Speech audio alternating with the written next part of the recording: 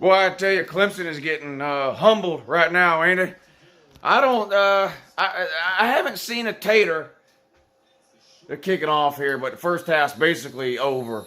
35-14, Ohio State's on top. Justin Fields, 15 of 17. 3 touchdowns, no interceptions, and he's doing it all with a broken rib. Unbelievable. Must be nice to have a quarterback like that. I would have no way of knowing. I haven't seen a tater get beat this bad. Get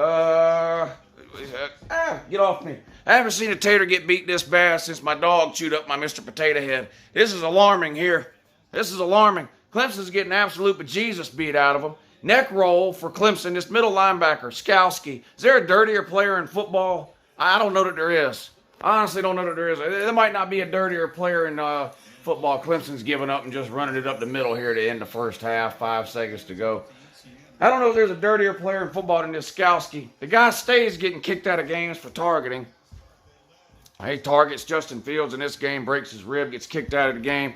So far, Justin Fields been able to keep playing. I don't know if it's a broken rib or not. That's what it looks like, but clearly in a lot of pain.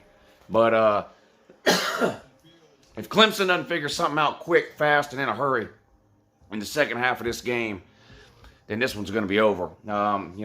I know Ohio State had a big lead in this game last year, too. What was it, 16-0? They were up at one point, I think. But that was in the first half, wasn't it? You're going into halftime now, down by 21. You haven't been able to stop Ohio State all day. They've done whatever they want to do offensively. Trey Sermon has over 100 yards rushing. Justin Fields is completing passes all over the field. You probably don't have to worry about Justin Fields running the ball anymore in this game.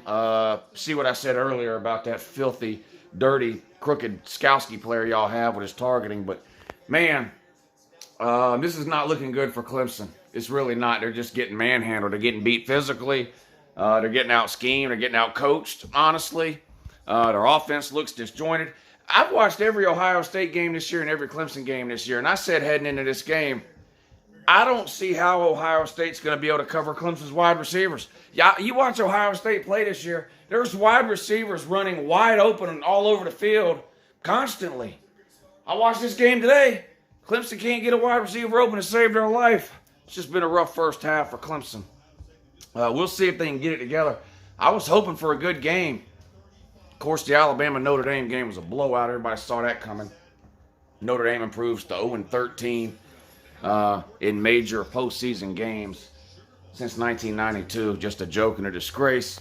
So I was hoping this game would be good, but my God, 35-14 at halftime. I don't think anybody saw this coming. In fact, if somebody would have told you the score at halftime is going to be 35-14, you would have said, man, Clemson's whipping them. Most people that I talked to thought it would either be a close game or Clemson would win big. I didn't even the people that thought Ohio State maybe could win the game that I talked to, not very many of them thought it would look like this. So we'll see. Of course, a football game is 2 halves long. Anything can happen at halftime, adjustments, whatever. We'll come out and see what happens in the second half. I think Ohio State gets the ball, though, to start the third quarter. So Clemson needs to come up with a stop there. This would be a shame if Clemson got blown out in this game, though, and ended the season with a loss. Because, of course, they're starting next season with a loss. Yeah, so if you lose this game, Tater, you're staring down the barrel of a 2-game losing streak. Have a good day.